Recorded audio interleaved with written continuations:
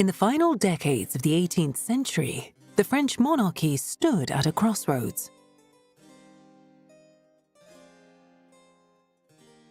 A young king, thoughtful but unprepared. A queen, dazzling but misunderstood. And a palace, Versailles, where ritual replaced reality and the illusion of control masked a growing storm.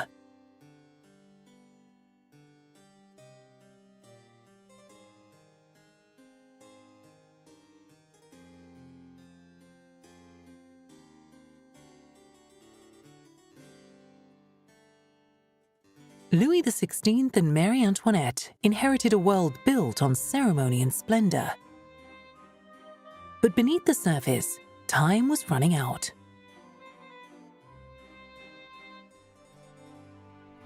He was the last king of France before the Revolution. Born into privilege, remembered for his indecision, and executed as a traitor. Louis Auguste was born in Versailles in 1754. One of 7 children, he was the 3rd son of Dauphin Louis and Mary Josepha of Saxony. Shy, intelligent, and reserved, he was not destined to be king. His grandfather, Louis XV, still ruled, and 2 older brothers stood before him in a line of succession. Louis Auguste grew up with a fine memory, a love of history and geography, and even mastered Latin and English. But he lacked confidence. He was a gentle, hesitant boy, ill-prepared for the role fate would soon hand him.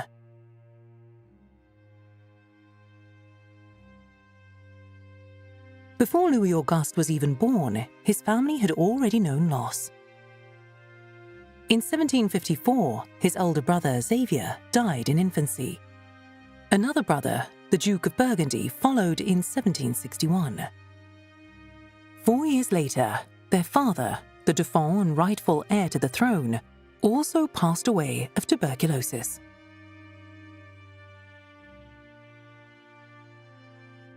Thus, at just 11 years old, in December of 1765, the quiet Louis Auguste became the new Dauphin of France.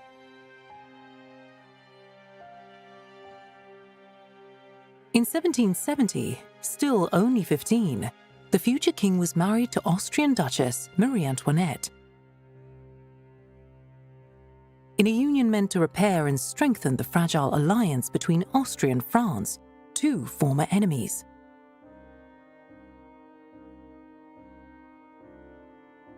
The marriage was not only a diplomatic effort, but also a symbol of peace between rival dynasties. Despite the initial challenges, Marie Antoinette and Louis XVI slowly adapted to married life. Though their union remained awkward and unconsummated for several years, a scandal whispered across European courts. Rumors and gossip were fueled further by Louis's reported health issues. Over time, the couple grew closer and had 4 children: Marie-Therese, Louis-Joseph, Louis-Charles, later Louis XVII, and Sophie, who tragically died in infancy. Louis and Marie Antoinette also took in 6 adopted children, ranging from orphans to the children of palace servants. 3 lived with them, while others were supported by the crown. Behind the grandeur, Louis was a devoted father. The loss of Sophie and later Louis-Joseph brought deep grief to the royal couple.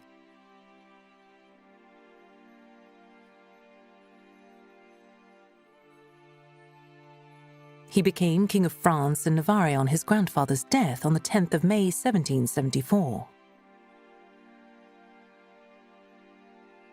Well-meaning, modest and austere, King Louis XVI lacked confidence and strength of character. He wanted to be a good king, but he could not overcome the obstacles before him.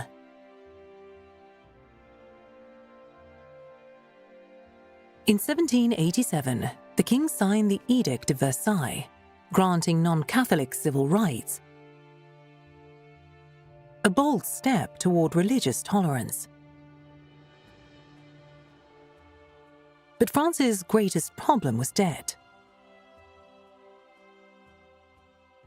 Several finance ministers attempted to introduce new taxes, yet the nobility firmly resisted.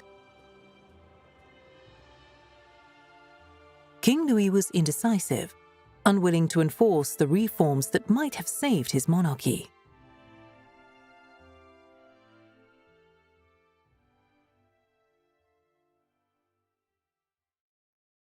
Era un joven noble, futuro monarca, más centrado en intereses suyos propios, de la curiosidad por la mecánica, la geografía, el arte, sobre todo también, la historia, en fin.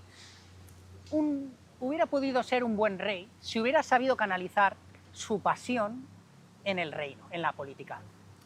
Pero le faltaba madera.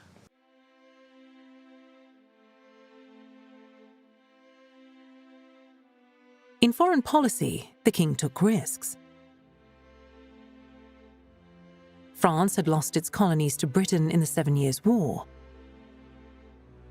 When American colonists revolted, Louis seized the chance for revenge. France poured over $1 billion into the American Revolution. Money borrowed at high interest.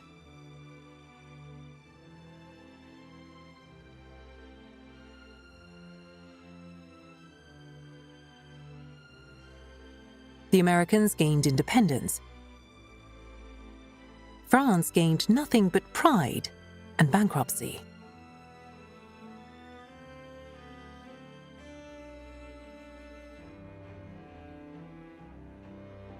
By 1789, France was effectively bankrupt. In desperation, Louis convened the Estates General, an institution that had not assembled for nearly 2 centuries.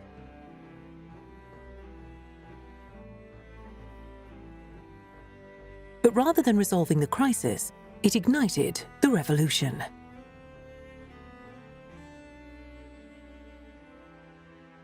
The representatives of France's common people, the so-called Third Estate, broke away, declaring themselves the National Assembly.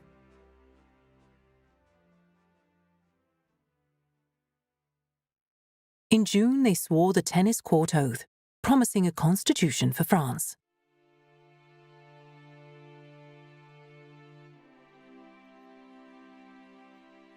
In July, the storming of the Bastille shook the kingdom. Louis, indecisive as ever, wavered. He wore the revolutionary tricolour and was hailed as the restorer of French liberty. But the trust between king and people was broken.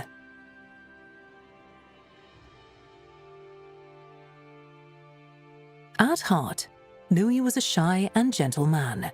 He preferred quiet pursuits and the refuge of routine. But in a time of national crisis, his retreat into these private comforts looked like indifference. To a starving nation, their king seemed distant, even oblivious. Para ejercer la corona de Francia en los tiempos que corren, siglo XVIII, le va a tocar gobernar la Revolución Francesa, va a ser muy duro y hacía falta mucha talla para gobernar un reino al borde del colapso. On October 5th, 1789, an angry mob stormed Versailles, forcing the royal family to move to Paris, where they lived under guard at the Tuileries Palace.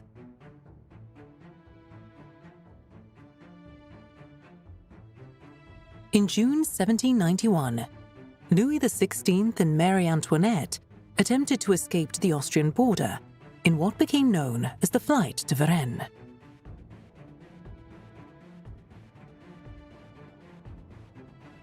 Disguised and traveling under false names, they nearly succeeded. but the Queen was recognized by a postmaster who had seen her portrait.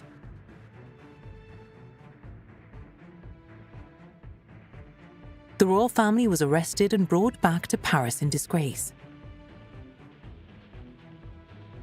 The failed escape confirmed the people's worst fears, that their king and queen might betray France to a foreign power.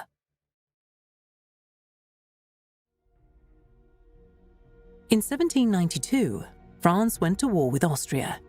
Rumors spread that Louis and Marie were plotting with foreign enemies. Then came the Brunswick Manifesto, issued by a Prussian general, demanding that the king be protected and royal authority restored. But instead of calming tensions, it fueled the flames of anger.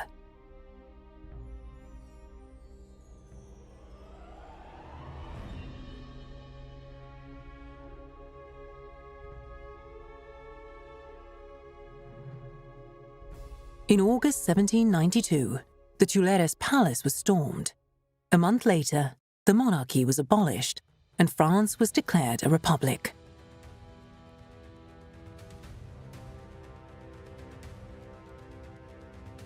Louis XVI was put on trial, and despite pleas and a nation in turmoil, he was executed in January 1793, a defining moment that marked the symbolic collapse of the old order.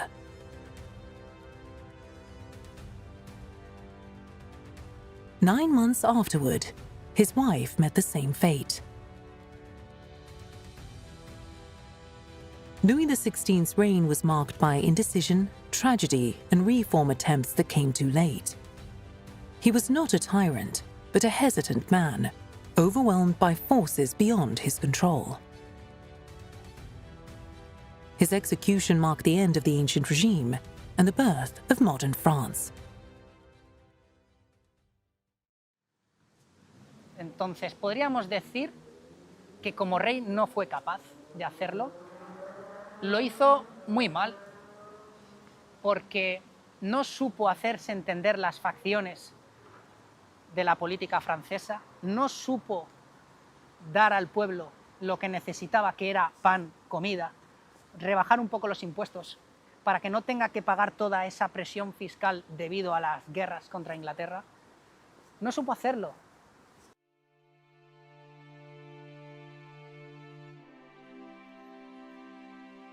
So was he weak, unlucky, or simply caught in history's storm? Whatever the answer, Louis XVI remains one of history's most tragic kings, remembered not for what he built, but for how he fell.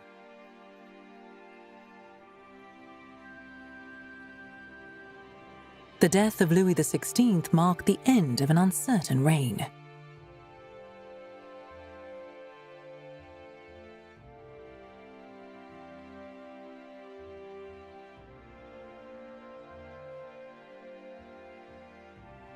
And by his side, a queen endured until the last moment. Mary Antoinette, whose destiny and tragedy were inseparably bound to the final days of the kingdom. From the glittering halls of Versailles to the shadow of the guillotine, Mary Antoinette was a queen draped in silks and scandal. Loved, hated, and misunderstood. She was born on November 2nd, 1755 in Vienna, as Maria Antonia Josepha Johanna von Habsburg-Lothringen.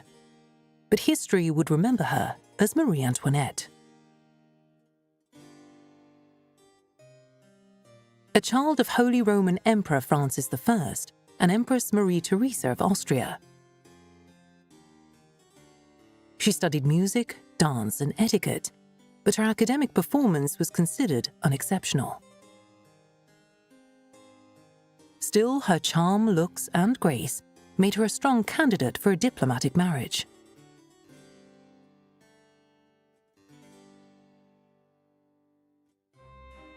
When she was just 14 years old, she was married off to the French Dauphin, Louis Auguste. In an effort to repair and strengthen the fragile alliance between Austria and France, two former enemies. When she arrived at the French court, she was met with suspicion and hostility. Many nobles resented her as a foreigner, and the French people were wary of this young, unfamiliar royal. Pues la reina María Antonieta le tocó un papel muy difícil, muy difícil. A ver, la reina María Antonieta tenía buena voluntad, aunque tenga muy mala fama. Muy mala fama por parte sobre todo de la nobleza. La que ha creado la mala propaganda de la reina es la nobleza francesa, porque punto 1 es extranjera, punto 2 no está teniendo hijo heredero, no está teniendo varones, no tiene heredero, y está dejando al rey en muy mala posición, porque es una joven atractiva y el pueblo empieza a pensar ¿por qué no tienen hijos? Her marriage to Louis XVI was distant and under intense scrutiny. But her children became her refuge. Unfortunately, tragedy struck repeatedly. Her daughter Sophie died as an infant, and son Louis Joseph passed away at just 7. Another son, Louis Charles, endured imprisonment and abuse during the Revolution,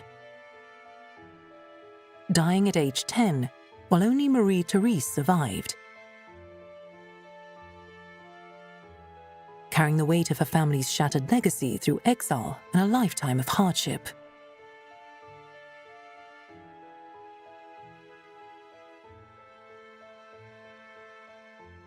Even as history remembers Marie Antoinette for her opulence, it was her devotion to her children and the heartbreak she suffered losing them that reveals the queen behind the crown.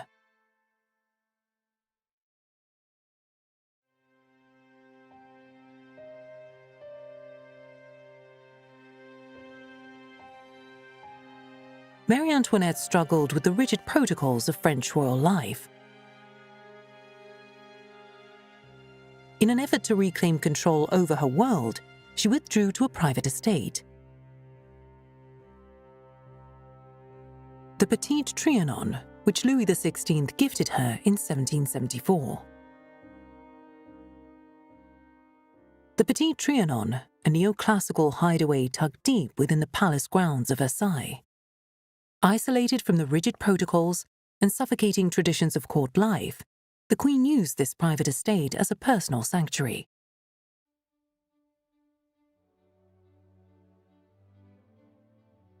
She indulged her love of nature, gardening, and animals, keeping pets ranging from poodles to swans, and walking them through her private gardens. There she entertained close friends, hosted lavish parties, and famously played at being a shepherdess, dressed in simple gowns and strolling through manicured gardens designed to mimic the countryside.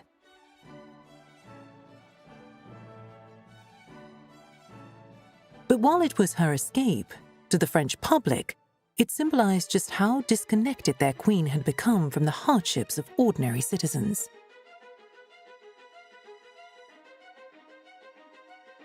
When King Louis XV died in 1774, Marie Antoinette became Queen of France. She was just 19. While the kingdom teetered on economic collapse, the Queen was seen wearing lavish gowns, gambling, hosting masked balls, and spending time at her private retreat.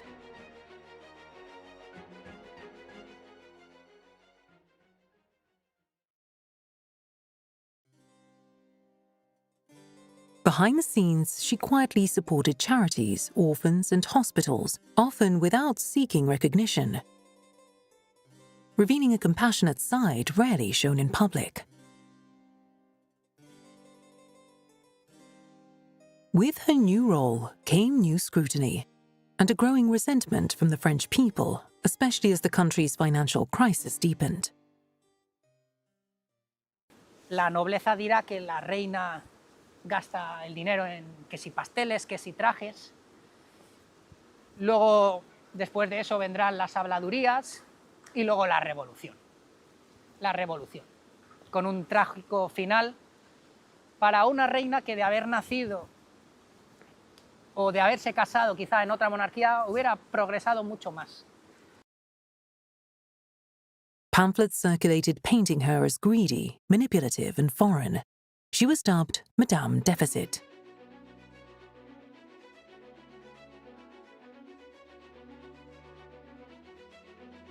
She became a scapegoat for all of France's problems, even though she had little political power at the time.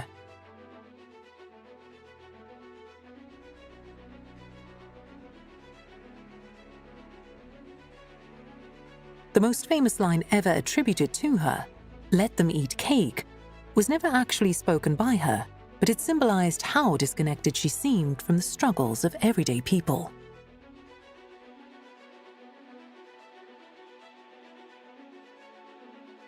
One scandal, above all, devastated her reputation: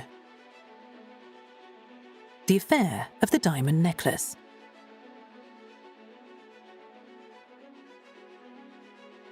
In 1785, a confidence trickster posing as a friend of the Queen convinced a high-ranking cardinal to purchase an expensive diamond necklace, worth the modern equivalent of millions, supposedly on Marie Antoinette's behalf. She had nothing to do with it, but when the truth came out, the damage was done. The public believed she had tried to buy the necklace in secret, and that she had manipulated the church to get her way.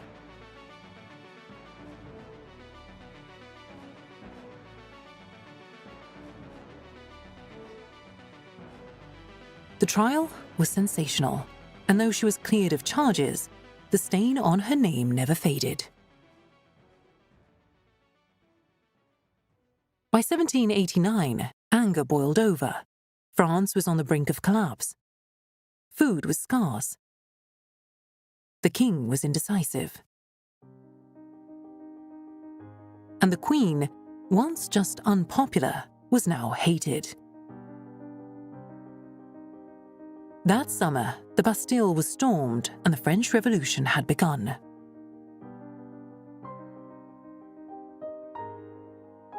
The royal family was forced to leave Versailles and move into the Tuileries Palace in Paris, where they were held under house arrest. Though fearful, Marie Antoinette tried to play a more active political role. She wrote letters, met with advisors, and tried to forge secret alliances to protect the monarchy. But it was too late.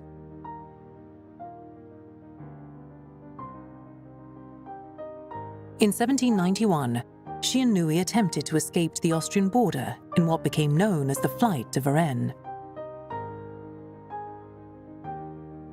Disguised and traveling under false names, they nearly made it, but Marie was recognized. The family was arrested and brought back to Paris in disgrace. The failed escape confirmed the people's worst fears: that their queen would betray them to a foreign power.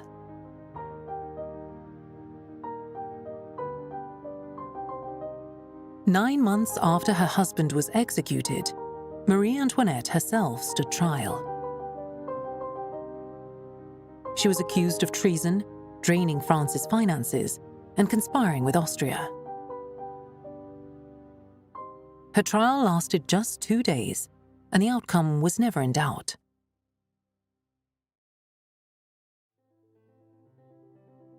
On the morning of October the 16th, 1793, she was led through the streets of Paris in an open cart. Wearing a simple white dress, her hair cut short. She was then executed by a guillotine in today's Place de la Concorde in the heart of Paris. She was 37 years old. Her body was thrown into an unmarked grave, but years later, after the fall of Napoleon, she and Louis were reburied in the royal necropolis just north of Paris, the traditional resting place of French kings and queens. And yet, the story didn't end there. Marie Antoinette became more than just a queen. She became a myth. Over the centuries, she's been portrayed as a villain, a fashion icon, a political pawn, and even a tragic heroine. Films, books, operas, and museums have all tried to capture her essence. Historians remain divided. Some argue that her extravagant lifestyle helped fuel the revolution. Others say she was misunderstood, an inexperienced young woman caught in the gears of history, vilified by propaganda, and executed not for who she was, but for what she represented.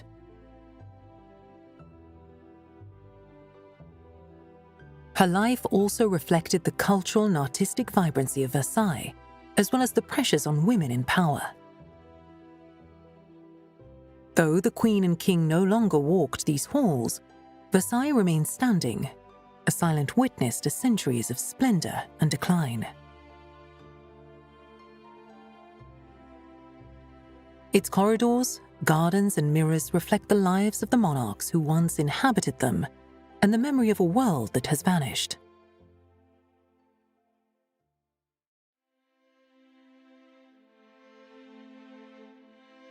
Before Versailles became the symbol of French grandeur, before the Hall of Mirrors dazzled diplomats and queens, there was only forest and the sound of hoofbeats. In August of 1607, Versailles welcomed its first royal footsteps when the Dauphin, the future Louis XIII, came for a hunting trip.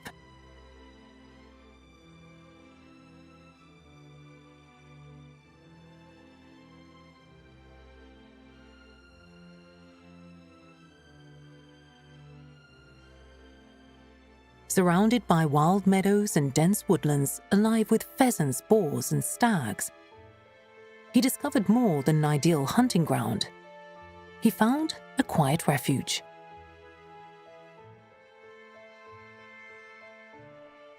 At just 3 years old, Louis XIV was brought to Versailles, escaping a smallpox outbreak that swept through the royal court.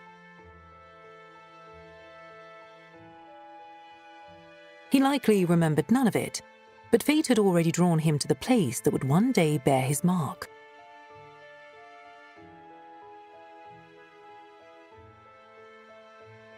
The boy who would soon become the Sun King had entered the orbit of a chateau designed to become the center of his world.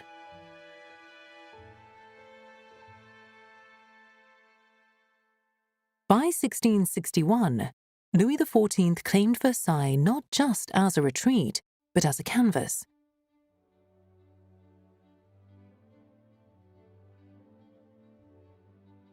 He envisioned a palace that would rival the gods, a political statement in stone. Year after year, wing after wing rose, the royal chapel, the dazzling Hall of Mirrors, and fountains so elaborate they needed entire rivers rerouted. It had become a glittering symbol of absolute monarchy, centered on the king's authority and grandeur. But even the brightest suns must set. After Louis XIV's death in 1715, the palace fell silent. It would be years before Versailles felt royal again. Louis XV returned, retreating from the grandeur his predecessor had so meticulously built.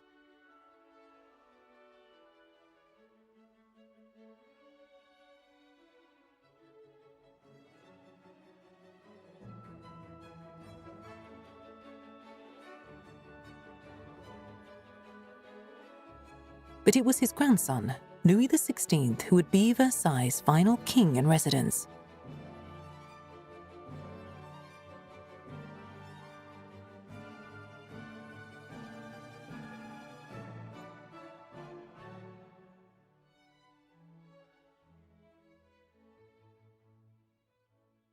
In 1774, Louis gave Marie Antoinette the Petit Trianon.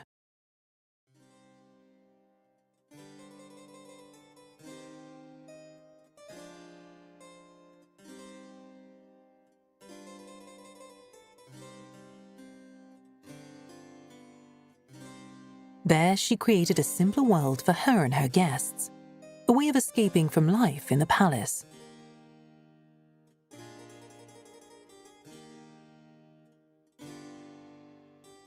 But while the Queen played at simplicity, life outside the gates was growing more desperate.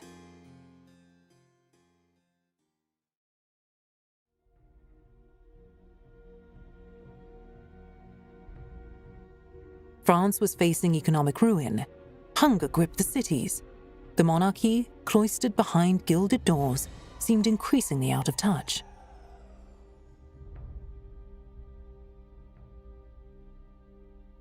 Whispers of revolution became roars.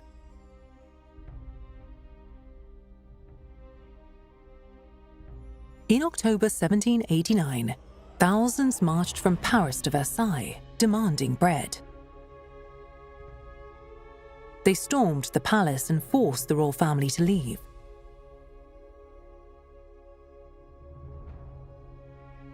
Versailles had lost its monarchs, and they would never return.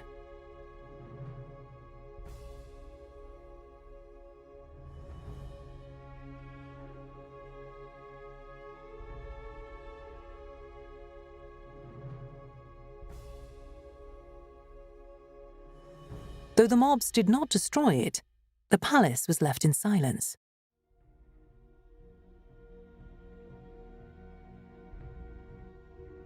The mirrors reflected empty halls. The fountains ran for no one.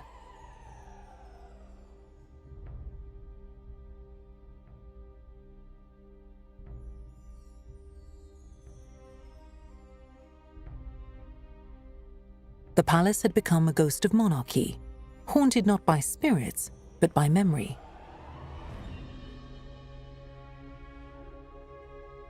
The 20th century opened under the shadow of war.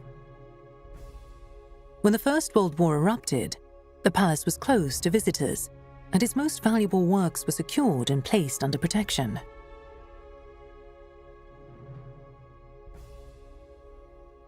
But unlike the devastation suffered by other regions, Versailles was never invaded.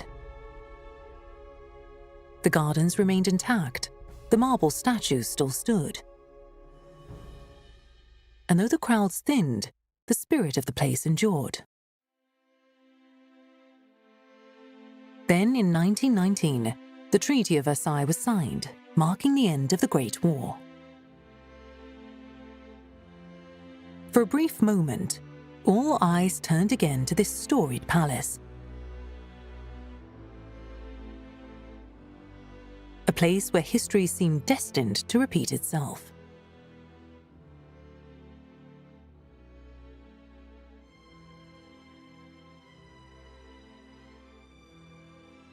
Today, Versailles is more than a monument. It's a living museum, a symphony of stone and story. Visitors come from around the world to walk its halls.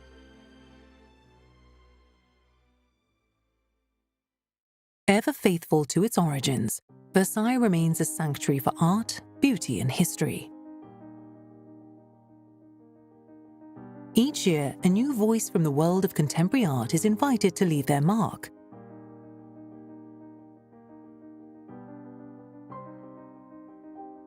Bridging past and present in a place where time refuses to stand still.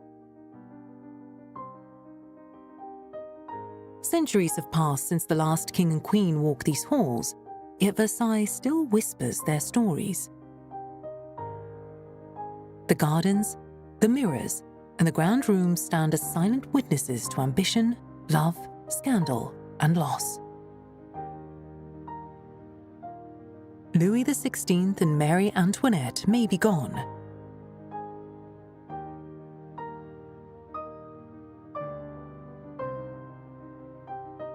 but their lives remain a window into a kingdom on the edge of change.